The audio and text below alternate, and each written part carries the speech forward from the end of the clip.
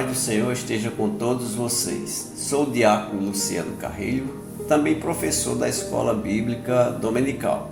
Estamos extremamente gratos a Deus por ter nos dado a oportunidade de trazer mais um subsídio das lições da CPAD. Estamos estudando o terceiro trimestre de 2023 com o tema A Igreja de Cristo e o Império do Mal. Como viver neste mundo dominado pelo espírito da Babilônia. Hoje temos a honra de apresentar a vocês a lição 12 para adultos. Esta lição que será ministrada no dia 17 de setembro de 2023 nas EBDs.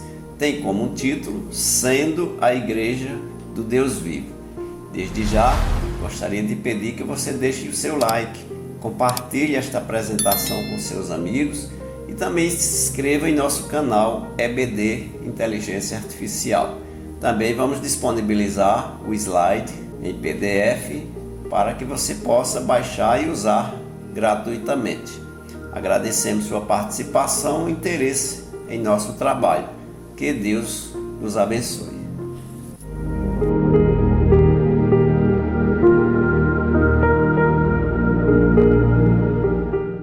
Grande é este mistério. Digo-o, porém, a respeito de Cristo e da Igreja. Efésios 5, verso 32. Verdade prática. A noiva de Cristo não pode ser mundana, pois ela é a guardiã da verdade revelada, e suas vestes devem se manter imaculadas para as bodas do Cordeiro. Leitura bíblica em classe. 1 Timóteo capítulo 3, versículos 14 ao 16.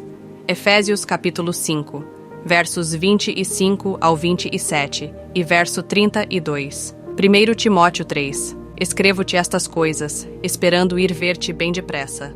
Mas, se tardar, para que saibas como convém andar na casa de Deus, que é a igreja do Deus vivo, a coluna e firmeza da verdade.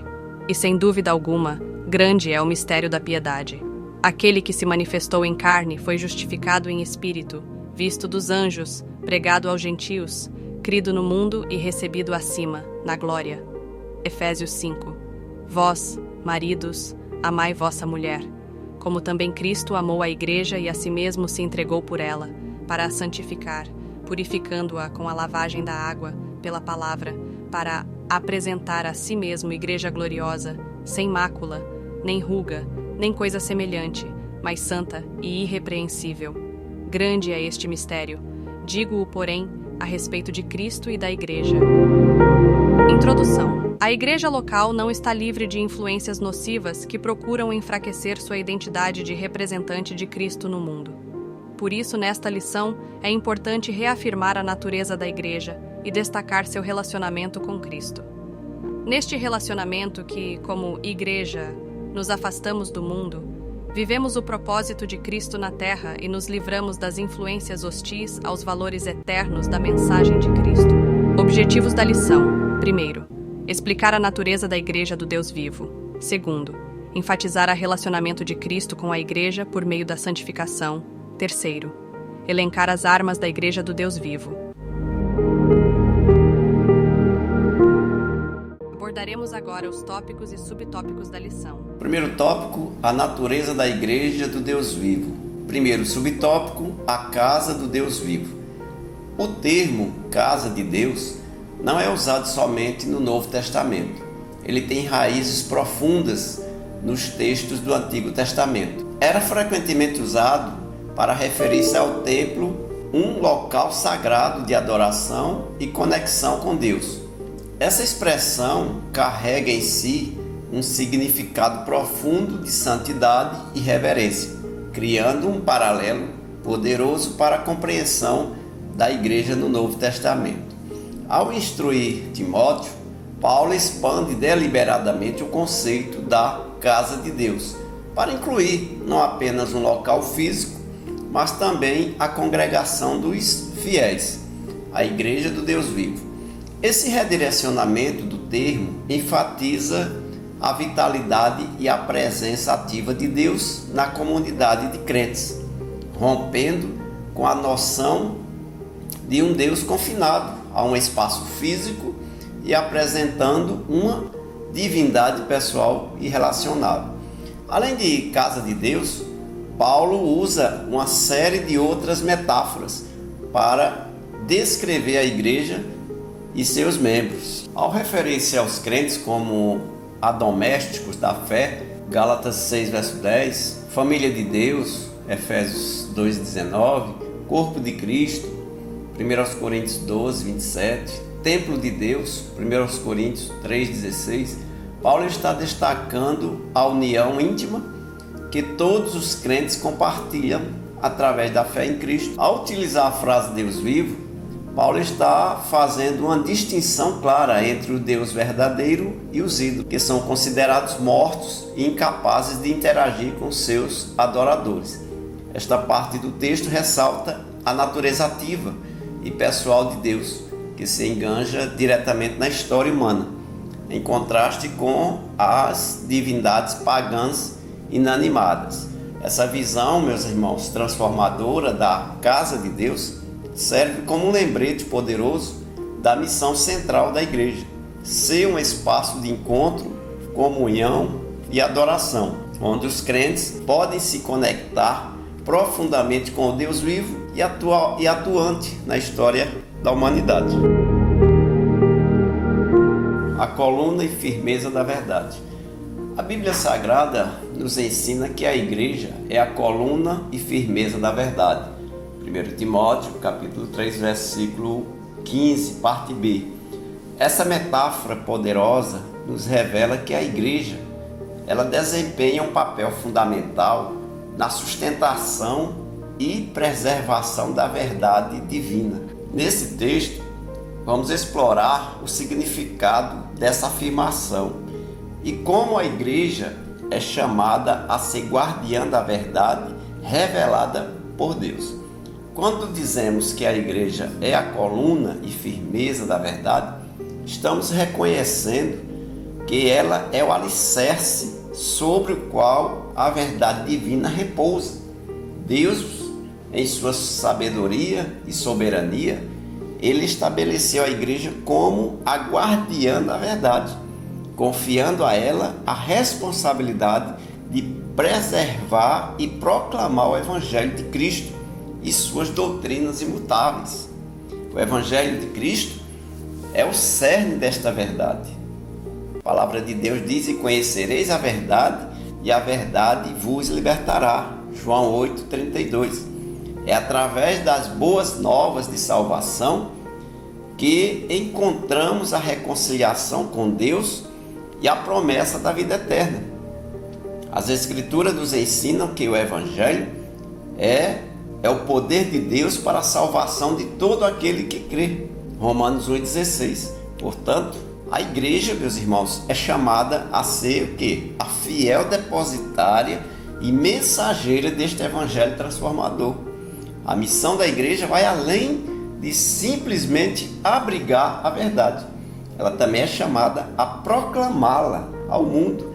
Jesus Cristo, em sua grande comissão, ordenou que seus discípulos fossem e fizessem discípulos de todas as nações, conforme Mateus 28, 19 a 20. Essa comissão inclui a responsabilidade de ensinar e pregar a verdade do Evangelho. Além disso, Jesus afirmou: para isso nasci e para isso vim ao mundo, a fim de dar testemunho da verdade. João 18:37. Portanto, a igreja, como corpo de Cristo, compartilha dessa missão de dar testemunho da verdade diante do mundo. Ela deve ser o quê? Uma luz brilhante que revela a verdade em meio à escuridão espiritual em que o mundo se encontra. Para cumprir sua missão, meus irmãos, de ser a coluna e de ser firmeza da verdade, a igreja deve estar preparada para defender a verdade contra os ataques das falsas doutrinas e dos falsos mestres. O apóstolo Paulo, em sua carta a Timóteo, exorta os líderes da igreja a serem irrepreensíveis e capazes de repudiar os falsos mestres e suas heresias. 1 Timóteo 3, versículo 1 ao versículo 13. Isso significa que a liderança da igreja deve ser vigilante e discernir cuidadosamente qualquer ensinamento que distorça ou comprometa a verdade do Evangelho. Portanto, a igreja não pode se dar ao luxo de ser complacente quando a integridade da fé está em jogo. Se a verdade do Evangelho for corrompida ou negligenciada pela igreja, ela perde sua influência, ela perde o seu propósito no mundo. Jesus comparou a igreja ao sal da terra e à luz do mundo. Mateus 5:13 ao 14. Quando a igreja deixa de ser fiel à verdade, ela perde seu poder de preservar e iluminar a sociedade. Portanto, é imperativo, meus irmãos, que a igreja permaneça firme na verdade, cumprindo sua missão de proclamar o Evangelho e ser um farol de esperança em um mundo perdido. A palavra de Deus nos ensina que a igreja é a coluna e firmeza da verdade. E essa afirmação ressalta a importância da igreja como guardiã da verdade divina. Ela é chamada a ser o fundamento da verdade, a mensagem do Evangelho, a defensora da fé e a luz que brilha em meio às trevas espirituais. Por isso que é fundamental que todos os membros da igreja, todo crente comprometido com a palavra de Deus, que todos os membros da igreja, desde líderes até cada crente individual, se comprometam a desempenhar esse papel vital com zelo e fidelidade, para que a verdade do Evangelho continue a transformar vidas e a iluminar o mundo. Terceiro subtópico: o mistério da piedade. A palavra mistério, neste contexto, nos leva a compreender que a verdade do Evangelho não é um segredo oculto, mas algo que foi revelado aos santos, como Paulo escreveu em Colossenses 1:26. A verdade do Evangelho foi desvendada aos crentes. Isso significa que a mensagem da salvação não está envolta em mistério inacessível, mas é uma verdade clara e acessível àqueles que buscam a Deus de todo o coração. A segunda palavra-chave que merece atenção é piedade. A piedade é a base sólida sobre a qual a fé cristã se apoia. Ela representa a reverência, a devoção e a busca pela santidade, que são fundamentais para uma vida cristã autêntica. A piedade não é uma mera formalidade, mas uma expressão genuína de amor e obediência a Deus. Paulo, escrevendo em 1 Timóteo 3,16, ele sintetiza esses conceitos com a expressão, o mistério da piedade. Aqui ele está se referindo ao Evangelho revelado, à fé cristã estabelecida. Este mistério encapsulado no seguinte evento: Cristo, que se manifestou em carne, foi justificado em espírito, visto dos anjos, pregado aos gentios, crido no mundo e recebido acima na glória. 1 Timóteo 3,16. A primeira parte deste versículo destaca a encarnação de Cristo. Ele veio ao mundo como o Filho de Deus em forma humana, vivendo uma vida sem pecado. Sua vida terrena é a personificação da piedade, mostrando-nos como viver em conformidade com os princípios divinos em meio às complexidades desta vida.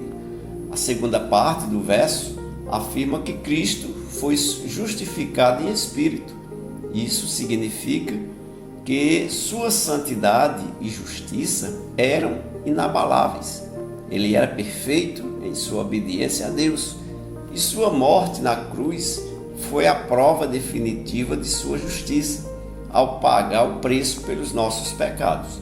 O terceiro elemento destaca que o Evangelho foi pregado aos gentios, e isso enfatiza a universalidade da mensagem de Cristo.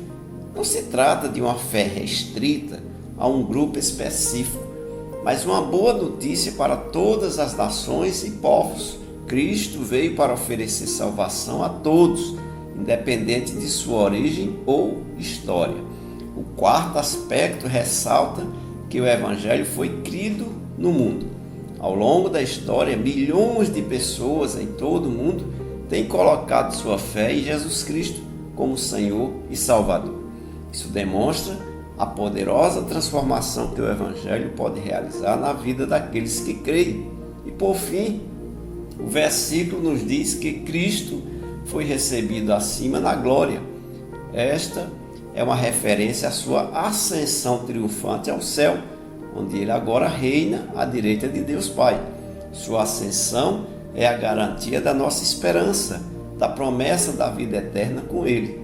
Diante de um mistério tão profundo, a igreja é chamada a ser fiel, portadora desta verdade.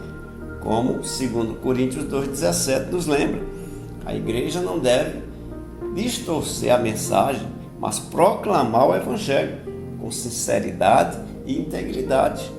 Ela é o veículo através do qual o mistério da piedade é compartilhado com o mundo. O mistério da piedade é uma expressão que encapsula a essência da fé cristã.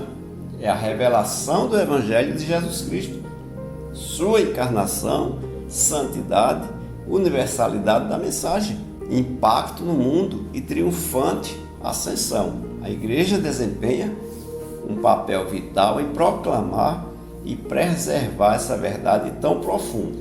Que cada um de nós se comprometa a viver essa piedade, compartilhando-a com o mundo e glorificando a Deus através dela. Segundo tópico, Cristo e o relacionamento com a igreja. 2.1 Santificação e pureza. A passagem de Efésios 5:26 nos ensina que Cristo deu sua vida pela igreja com um propósito claro, para que a santificasse, tendo-a purificado por meio da lavagem de água pela palavra, conforme Almeida Revista e Atualizada. Aqui, o apóstolo Paulo usa uma metáfora poderosa para ilustrar a obra de Cristo na vida dos crentes. Essa lavagem de água representa a purificação espiritual que ocorre através da palavra de Deus. Na regeneração espiritual, Cristo realiza um ato transformador em nossas vidas, como mencionado lá em 1 Coríntios 6:11, Tito 3, verso 5. Ele nos purifica do pecado. A regeneração é o início da nossa jornada de santificação, onde somos feitos novas criaturas em Cristo. O sacrifício de Cristo na cruz não apenas nos oferece a redenção dos pecados, mas também está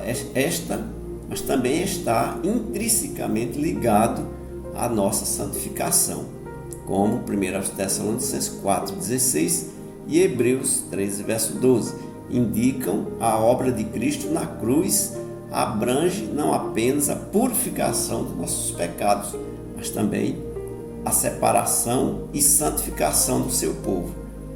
A expressão a lavagem da água pela palavra é rica em significado. Ela simboliza a influência purificadora e transformadora da palavra de Deus em nossas vidas. Assim como a água limpa e refresca o corpo físico, a palavra de Deus limpa e renova nossa alma. Jesus enfatizou isso quando disse em João 15, verso 3: Vós já estáis limpos pela palavra que vos tenho falado. Jesus, em sua oração, registrada em João 17:17, deixou claro o papel crucial da palavra de Deus na santificação também. Santificai-os na verdade.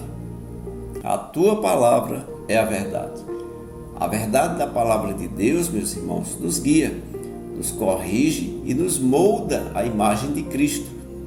É um instrumento poderoso que nos ajuda a separar-nos do pecado e a nos preparar para a volta do Senhor Jesus. A santificação não é um evento único, mas ela é um processo contínuo e progressivo, como está lá em 1 Pedro 1:15 e Hebreus 12:14. Nos lembram somos chamados a ser santos como Deus é santo e a buscar a paz e a santificação. Esse processo de santificação nos prepara para estarmos diante do Senhor em pureza e reverência. A jornada de santificação culminará na glorificação final no dia de Cristo, conforme ensinado em Romanos 6:22 e Romanos 8, verso 30, e também Filipenses 3:21. Nesse dia, seremos transformados completamente à imagem de Cristo, livres de todo pecado e imperfeição. 2. Gloriosa e irrepreensível. A busca pela santificação é uma jornada espiritual de grande significado na vida da igreja. Faremos aqui uma análise um pouco aprofundada sobre esse conceito da santificação à luz da passagem bíblica de Efésios 5:27. Vamos desvendar o significado dessa santificação que prepara a igreja como uma noiva gloriosa e irrepreensível para o encontro com Cristo. Em Efésios 5:27, encontramos a meta da santificação: preparar uma igreja gloriosa, sem mácula, sem ruga, nem coisa semelhante, mas santa e irrepreensível. Aqui a Escritura emprega uma linguagem vivida para ilustrar a relação profunda entre Cristo e sua igreja. É uma comparação com a união do marido e da esposa, como vemos lá em 2 Coríntios 11, verso 2. Nesse contexto, a igreja é retratada como a noiva de Cristo, se preparando para uma festa nupcial grandiosa, como descrito em Apocalipse 21, verso 2 e verso 9. Durante esse período de espera, o Espírito Santo desempenha um papel fundamental na santificação da igreja. É através da obra do Espírito Santo que Cristo a santifica para apresentá-la a si mesmo como uma noiva totalmente pura, como nos lembra 2 Tessalonicenses 2:13. Essa santificação é um processo contínuo e profundo, que visa purificar a igreja de toda mácula, ruga, tanto do ponto de vista moral quanto espiritual. A expressão sem mácula refere-se à ausência de manchas ou imperfeições de natureza moral. A igreja é chamada a viver uma vida santa e justa, livre de pecado deliberado e corrupção espiritual. O termo sem ruga complementa essa ideia, sugerindo que a noiva de Cristo deve ser imaculada e intocada pela influência do mundo. A igreja que atinge esse grau de pureza e santificação é a única que terá acesso à ceia das bodas do Cordeiro, conforme revelado em Apocalipse 19, 7 ao verso 9. Este é um momento de celebração e comunhão íntima com Cristo, um banquete celestial reservado para aqueles que se mantiverem fiéis e irrepreensíveis em sua presença. A respeito deste tema, Jesus ofereceu uma advertência solene em Mateus 22, 11 ao 13. Ele contou a parábola de um rei que preparou um casamento para seu filho e convidou muitos, mas alguns entraram sem a devida veste nupcial. Isso simboliza a importância de estarmos revestidos com a justiça de Cristo, nossa veste nupcial espiritual, para sermos aceitos em sua presença. Portanto, a santificação é uma jornada espiritual que visa preparar a igreja como a noiva gloriosa e irrepreensível de Cristo. É um processo de purificação moral e espiritual conduzido pelo Espírito Santo, que nos capacita a nos apresentarmos diante do Senhor sem mácula nem ruga. A ceia das bodas do Cordeiro é o destino final daqueles que trilham esse caminho de santificação. Portanto, que cada membro da igreja, cada crente, se comprometa a viver uma vida de pureza e santidade, vestindo a veste nupcial da justiça de Cristo, para estar pronto para o encontro glorioso com o noivo celestial. Tópico 3. As armas da Igreja do Deus Vivo. 3.1. O zelo pela verdade. A verdade bíblica é um alicerce sólido e imutável, como destacado em Lucas 21:33 e João 17:17. O Evangelho de Cristo é a única verdade que nos conduz à vida eterna, como Jesus afirmou: eu sou o caminho, a verdade e a vida. João 14:6. A Igreja é, portanto, a fiel depositária desta verdade, e os salvos em Cristo são chamados a serem dispenseiros da mensagem da redenção, como 1 Pedro 4:10 nos lembra. Para ilustrar a responsabilidade espiritual que cada crente tem, podemos examinar algumas das parábolas que Jesus compartilhou. Primeiro, os dois servos, conforme Mateus 24:45-51. Nesta parábola dos dois servos, Jesus fala sobre os servos que foram encarregados de cuidar da casa do Senhor. Um deles cumpriu sua tarefa fielmente, enquanto o outro negligenciou suas responsabilidades. Isso nos lembra que somos chamados a ser fiéis no serviço ao Senhor enquanto aguardamos a sua volta. Segundo, os talentos, conforme Mateus 25:14-30. Na parábola dos talentos, Jesus destaca a importância de usar os dons e recursos que Ele nos deu de forma sábia e produtiva. Devemos investir nossas vidas e habilidades na obra do Reino de Deus. Terceiro, a parábola O Servo Vigilante, Lucas 12:35-38. Nesta parábola, Jesus nos exorta a estar preparados e vigilantes para a sua volta. A qualquer momento Jesus está voltando. Isso implica viver em constante prontidão espiritual e fidelidade ao Senhor. Quarto, o mordomo infiel. Lucas 16, versículo 1 ao verso 13.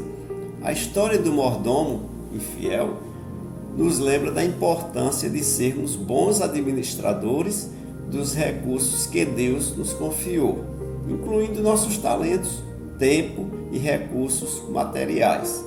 E por último, as 10 minas, conforme Lucas 19:12-26. Nesta parábola das 10 minas, Jesus ensina sobre a responsabilidade de usar os recursos que Ele nos deu para expandir seu reino. Aqueles que são fiéis em fazer isso recebem recompensas, enquanto os negligentes sofrem consequências. A mensagem dessas parábolas, elas são muito claras.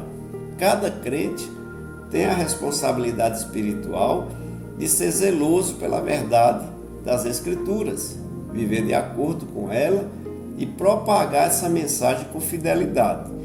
Isso inclui compartilhar o Evangelho com o mundo, servir na obra do Reino e usar os recursos que Deus nos deu para a sua glória.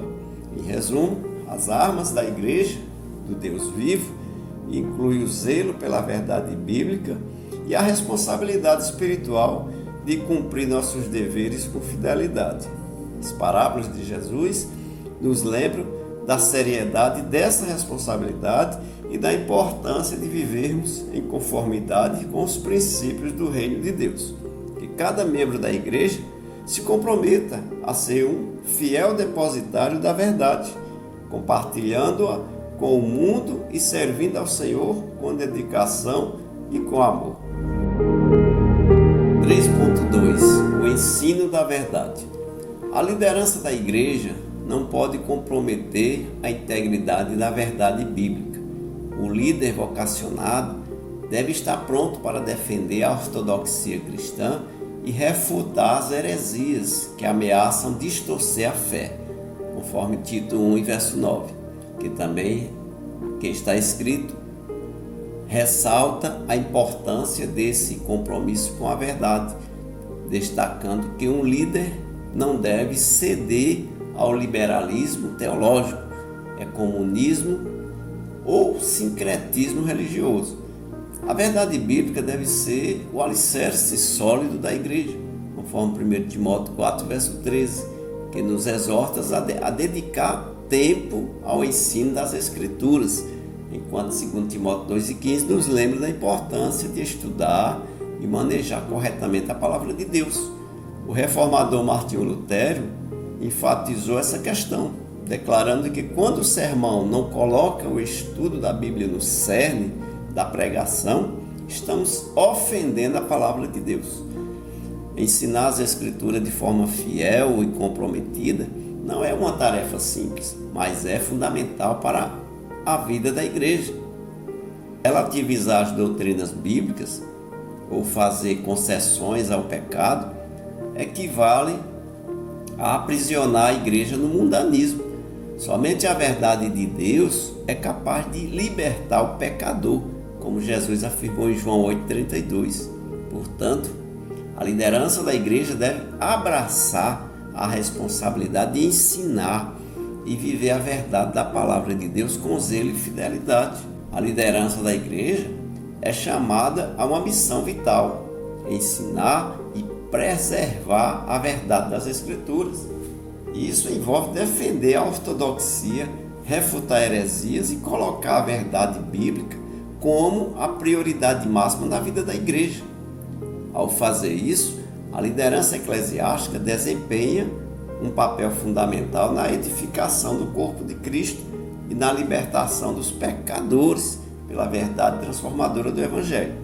Que todos os líderes da igreja abracem essa missão com humildade, dedicação e um profundo compromisso com a verdade divina. Conclusão. Diante dos ataques de desconstrução da fé, a Igreja do Deus vivo precisa ser vigilante. Ela é a guardiã da única verdade que liberta. A mensagem da cruz não pode ser ressignificada. Cristo morreu e ressuscitou por amor à Igreja e a requer santa, pura e irrepreensível. Portanto, a noiva de Cristo não pode macular suas vestes. Seu papel abarca o ensino e a defesa com todo o zelo da integridade da verdade revelada. Chegamos ao final de mais uma lição. Se foi bênção para você, não se esqueça de deixar seu like, compartilhar e se inscrever no canal EBD Inteligência Artificial a serviço do Reino de Deus. Até a lição 13, se assim Deus nos permitir. Fiquem todos com a paz do Senhor Jesus.